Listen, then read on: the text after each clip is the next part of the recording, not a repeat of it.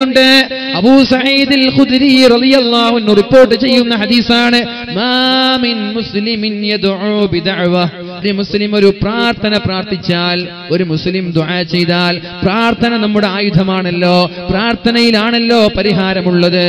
ആളുകളുടെ മുമ്പിൽ ബെഗ് ചെയ്യുന്നതിലല്ല, ആളുകളോട് യാചിക്കുന്നതിലല്ല, നാട്ടുകാരോട് വിഷമം പറയുന്നതിലല്ല. പ്രാർത്ഥനയാണ് മുഅ്മിനിന്റെ ആയുധം. അതാണ് അദ്ദുആഉ വൽ ഇബാദ. പ്രാർത്ഥന അത് ആരാധനയാണ്, പ്രാർത്ഥന അത് ആരാധനയാണ്. അല്ല, അദ്ദുആഉ മുഖുൽ ഇബാദ, ആരാധനയുടെ മജ്ജയാണ്, ആരാധനയുടെ അടിസ്ഥാനമാണ് പ്രാർത്ഥന എന്ന് പറഞ്ഞു. അല്ലല്ല, അദ്ദുആഉ ഹുവൽ ഇബാദ, പ്രാർത്ഥന എന്ന് പറഞ്ഞാൽ അത് ആരാധന തന്നെ. നിങ്ങൾ അങ്ങനെ ഒരു പ്രാർത്ഥന പ്രാർത്ഥിച്ചാൽ നിങ്ങൾക്ക് അല്ലാഹു ഉത്തരം നൽകുന്ന വഴി പരിശുദ്ധ റസൂലുള്ളാഹി സ്വല്ലല്ലാഹു അലൈഹി വസല്ലം പഠിപ്പിക്കുന്നു. നബി സഈദ് അൽ ഖുദ്രി റളിയല്ലാഹു അൻഹു, അല്ലാഹുവിന്റെ ഹബീബ് സല്ലല്ലാഹു അലൈഹി വസല്ലം തങ്ങൾ പറയുകയാണ്, മാ മിൻ മുസ്ലിമി യദ്ഉ ബിദഅവ, ഒരു മുസ്ലിം ഒരു ദുആ ചെയ്താൽ, ലൈസ ഫീഹാ ഇസ്മു വലാ ഖതീഅതു റഹിം. നിങ്ങൾ ദുആയിൽ എന്താ ദുആയിലുള്ളത്? അല്ലാഹുവേ എനിക്ക് കള്ളു കുടിക്കാൻ ഒരു അവസരം തരണേ റബ്ബേ. അത് പറ്റൂല. അല്ലാഹുവേ നാലൊരു പെണ്ണിനെ ഞാൻ പ്രേമിക്കുന്നുണ്ട്, അവിടെ കൂടെ ജീവിക്കാൻ എനിക്കൊരു അവസരം തരണം അല്ലാഹ്. അത് പറ്റൂല, തെറ്റാണ്. ലൈസ ഫീഹാ ഇസ്മുൻ, ദുആയിൽ ഒരു തെറ്റ് തിന്മ ചോദിച്ചാൽ പടച്ചോൻ ഉത്തരം തരൂല. നിങ്ങൾ ചോദിക്കാൻ, അല്ലാഹുവേ അപ്പുറത്തെ വീട് കുറച്ച് വലിയ വീടാണല്ലോ, അയാൾക്ക് എന്തെങ്കിലും ഒരു തകർച്ച നീ കൊടുക്കണേ റബ്ബേ, അയാളുടെ ബിസിനസ് നീ തകർക്കുക. തെറ്റാണ്, അത് ആക്കി ഇത്തരം കിട്ടൂല. വലാ ഖതീഅതു റഹിമിൻ, വലാ ഖതീഅതു റഹിമിൻ, കുടുംബ ബന്ധം മുറിയുന്ന ഒരു കാര്യവുമായിട്ടാണ് ദുആ ചെയ്യുന്നത്. അല്ലാഹുവേ എൻ്റെ ഇന്നാലിന്ന ജ്യേഷ്ഠൻ, ആ ജ്യേഷ്ഠന് നീ അപകടം നൽകണേ അല്ലാഹ്. കുടുംബ ബന്ധം മുറിയുന്ന ഒരു വിഷയമാണ് നീ അല്ലാഹുവിനോട് ദുആ ചെയ്യുന്നതെങ്കിൽ അല്ലാഹു ഉത്തരം തരൂല. ഈ രണ്ട് കാര്യം ദുആയിൽ ഇല്ലാതിരിക്കാൻ ശ്രമിക്കുക. മറ്റൊരാളെ വേദനിപ്പിക്കുന്നതോ തിന്മയോ അല്ലാഹുവോട് ചോദിക്കാതെ ഈ രണ്ട് കാര്യം. ഒന്ന്, നമ്മുടെ ദുആയിൽ എന്തുണ്ടാവാൻ പാടില്ല? കുടുംബ ബന്ധം മുറിയുന്ന ഒരു വിഷയം ഉണ്ടാവാനേ പാടില്ല. കുടുംബ ബന്ധം വലിയൊരു വിഷയമാണ്. കുടുംബ ബന്ധം വിച്ഛേദിച്ച ഒരാൾ ഒരു സദസ്സിലുണ്ടെങ്കിൽ ആ ദുആക്ക് ഇജാബത്ത് പോലും ലഭിക്കൂല. അപ്പൊ ഇവിടേക്ക് ഒരുപാട് ആളുകൾ സംഭാവന ചെയ്യുന്നുണ്ട്. 10,000-ങ്ങളും 1000-ങ്ങളൊക്കെ സംഭാവന ചെയ്യുന്നത് എന്തിനാണത്? അതവർ ചെയ്യാൻ കാരണം അവർക്ക് അവരുടെ ആഗ്രഹങ്ങൾ സഫലീകരിക്കപ്പെടണമെന്നുള്ള താല്പര്യമാണ്. അല്ലേ? സ്ഥാപനത്തിന് വേണ്ടി സമയവും തന്റെ സമ്പാദ്യവും എല്ലാം ചെലവഴിച്ച ആളുകളിൽ ഇവിടെ എത്ര ആളുകളുണ്ട്? പേരെടുത്ത് പറഞ്ഞ ഇഷ്ടം പോലെ ആളുകളുണ്ട്. നമ്മുടെ ഉസ്താദൊക്കെ വാർദ്ധക്യ സമയത്ത് പോലും ഇതിനു വേണ്ടി ഒടിച്ചാടി നടക്കുകയാണ്.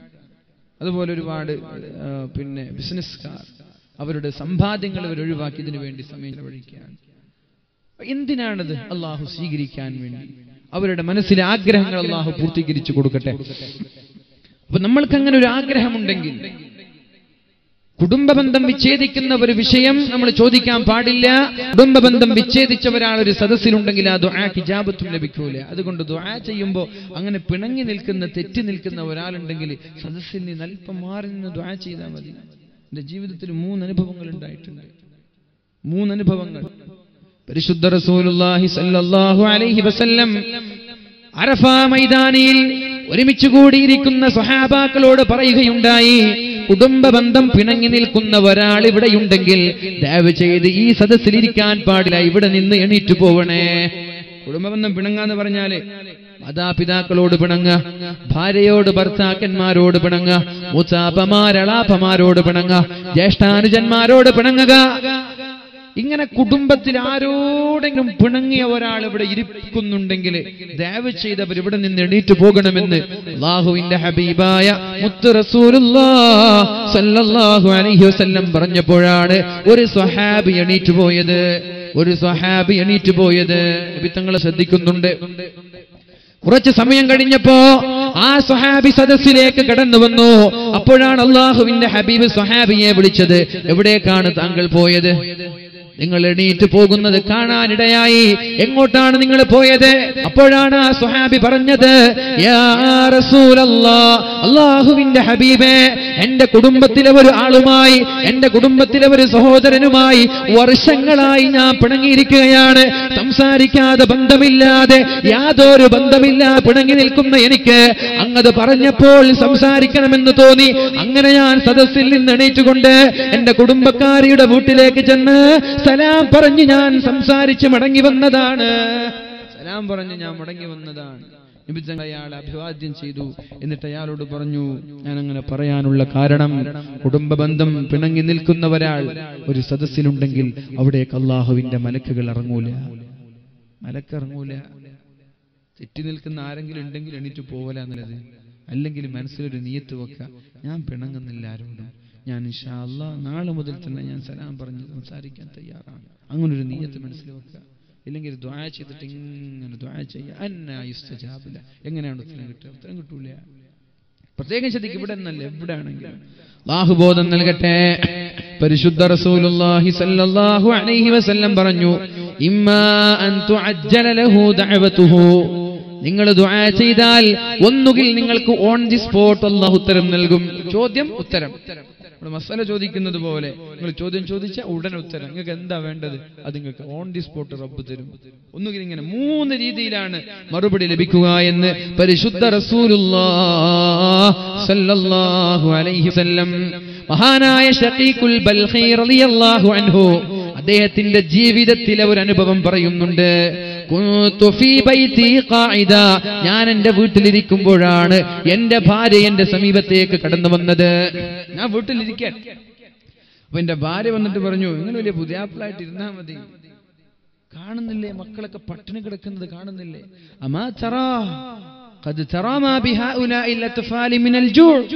ഈ പട്ടിണി കിടക്കുന്ന മക്കളെ നിങ്ങൾക്ക് കാണുന്നില്ലേ? നിങ്ങളല്ലേ ഭക്ഷണം നൽകേണ്ടത്, നിങ്ങളല്ലേ വീട്ടിന്റെ പിതാവ്, നിങ്ങളിങ്ങനെ പുതിയാപ്പിളയായി പിതാവായിട്ടിരുന്നാ മതിയോ? മക്കൾക്ക് ഭക്ഷണമില്ലല്ലോ എന്ന് മഹാനായ ശഖീഖുൽ ബൽഖി റളിയല്ലാഹു അൻഹുവിനോട് തന്റെ ഭാര്യ പറഞ്ഞപ്പോൾ അദ്ദേഹത്തിന്റെ കയ്യിൽ ഒന്നുമില്ല, ഭക്ഷണം നൽകാൻ ഒന്നുമില്ല, കയ്യിൽ ക്യാഷും ഇല്ല, ഭക്ഷണമൊക്കെ തീർന്നു, വെള്ളമില്ല. പിന്നെ എങ്ങനെ ഭക്ഷണം കൊടുക്കും? ആലോചിക്കണേ. നമ്മുടെയൊക്കെ വീട്ടിന് എന്തൊരു അനുഗ്രഹമാണ്, എന്തൊരു ഭാഗ്യമാണ്. നമ്മൾക്ക് ജീവിതത്തിൽ ഇതുവരെ പട്ടിണി കിടക്കേണ്ടി വന്നിട്ടുണ്ടോ?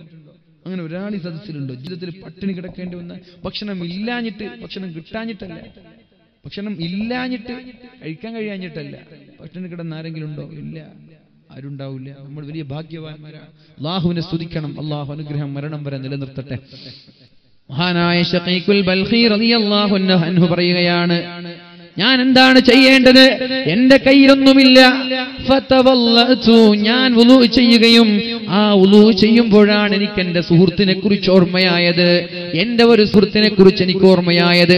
സുഹൃത്തിനോട് പറഞ്ഞിരുന്നു, ശഖീഖുൽ ബൽഖി എന്ന് പറയുന്ന ഉസ്താദിനോട് സുഹൃത്ത് പറഞ്ഞിരുന്നു, നിങ്ങളുടെ ജീവിതത്തിൽ നിങ്ങൾക്ക് എന്തെങ്കിലും ഒരു ആവശ്യമുണ്ടായാൽ അത് എന്നോട് പറയണമെന്ന്. ആവശ്യമുണ്ടായാൽ ഉസ്താദ് നിങ്ങൾ എന്നോട് പറഞ്ഞാൽ മതി, ഞാനൊക്കെ ചെയ്തു തരാം. അങ്ങനെ ഇഷ്ടംപോലെ മുതലാളിമാരുണ്ട്. വിളിച്ചിട്ട് പറയും, നിങ്ങൾക്ക് എന്ത് ആവശ്യം ഉണ്ടെങ്കിൽ എന്നോട് പറഞ്ഞാൽ മതി, ഞാൻ ശരിയാക്കി തരാം. നാട്ടിൽ ഇഷ്ടംപോലെ ആളുകളുണ്ട്. ഉസ്താദുമാരോടും പാവങ്ങളോടും എല്ലാവരോടും പറയുന്ന മുതലാളിമാർ ഇഷ്ടം പോലെ നാട്ടിലുണ്ട്. നിങ്ങൾക്ക് എന്തെങ്കിലും എന്റെ ഒരു ജ്യേഷ്ഠനെ പോലെ കണ്ടാൽ മതി, അല്ലെങ്കിൽ എന്റെ ഒരു അനുജനെ പോലെ കണ്ടാൽ മതി, അല്ലെങ്കിൽ ഒരു പിതാവിനെ പോലെ കണ്ടാൽ മതി, നിങ്ങൾക്ക് ആവശ്യമുണ്ടായ ഒരു മിസ് കോൾ അടിച്ചാൽ മതി എന്ന് പറയുന്ന ആളുകൾ.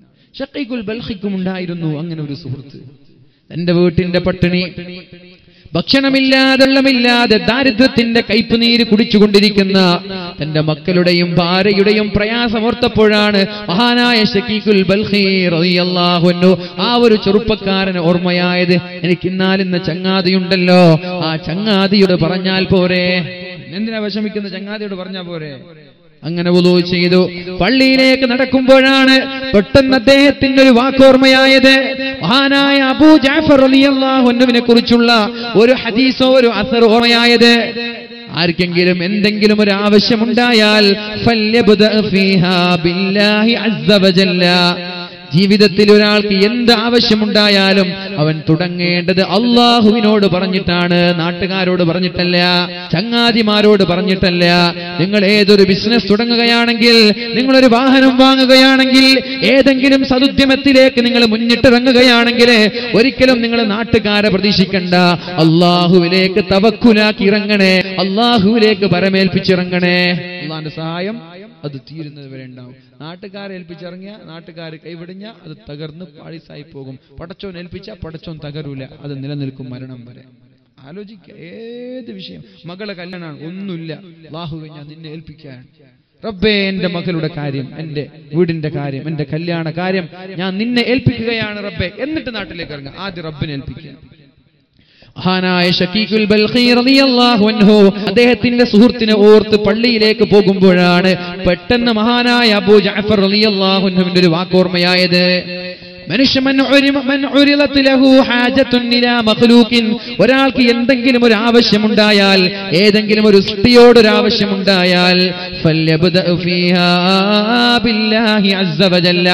ആദ്യം അയാൾ അല്ലാഹുവിനോട് പറയട്ടെ, നാട്ടുകാരോടല്ല. അത് ഓർമ്മയായപ്പോ ഞാൻ നേരെ പള്ളിയിലേക്ക് ചെന്നു. പള്ളിയിൽ നിന്ന് 2 റക്അത്ത് നിസ്കരിച്ചു. ഞാൻ അത്തഹിയ്യാത്തിൽ ഇരിക്കുമ്പോഴാണ് അറിയാതെ ഒരു ഉറക്ക് വരുന്നത്. അറിയാതെ ഒരു ഉറക്ക്, ഞാനിങ്ങനെ ആടിപ്പോയി, അത്തഹിയ്യാത്തിൽ ഇരുന്ന് ഉറങ്ങിപ്പോയി. ആ ഉറക്കിലാണ് എന്നെ ഒരാൾ കടന്നു വന്ന് വിളിക്കുന്നത്, നീ യാ ഷഖീഖ്, ഷക്കീഖേ, എന്തെങ്കിലും ഒരു ആവശ്യമുണ്ടാകുമ്പോൾ ആ ആവശ്യം ആദ്യം മനുഷ്യന്മാരിലേക്ക് ഇറക്കുക, പിന്നെ റബ്ബിനെ കുറിച്ച് ആലോചിക്കുകയോ. അദ്ദേഹം അത്തഹിയ്യാത്തിൽ ഇങ്ങനെ ഇരിക്കുമ്പോൾ പെട്ടെന്നൊരു ഉറക്കം വരുന്നത് പോലെ അപ്പൊ ഒരാളോട് വിളിക്കുന്നുണ്ട്, യാ ഷഖീഖ്, നിങ്ങൾക്കൊരു ആവശ്യമുണ്ടായപ്പോ ആദ്യം റബ്ബിനെ മറന്നിട്ട് അടിമകളെ ഓർക്കുകയാണോ എന്നൊരു ചോദ്യം ചോദിച്ചു. അദ്ദേഹം ഞെട്ടി. അദ്ദേഹം പിന്നെ താൻ ഉദ്ദേശിച്ച സുഹൃത്തിനോട് പറയുന്നത് വേണ്ട, തന്റെ സുഹൃത്തിനോട് പറയുന്നത് വേണ്ട എന്ന് തീരുമാനിച്ചു. പള്ളിയിൽ തന്നെ ഇരുന്നു ഇശാഇന്റെ സമയം വരെ. വീട്ടിൽ പോയ ഭാര്യ പ്രശ്നം ഉണ്ടാക്കും.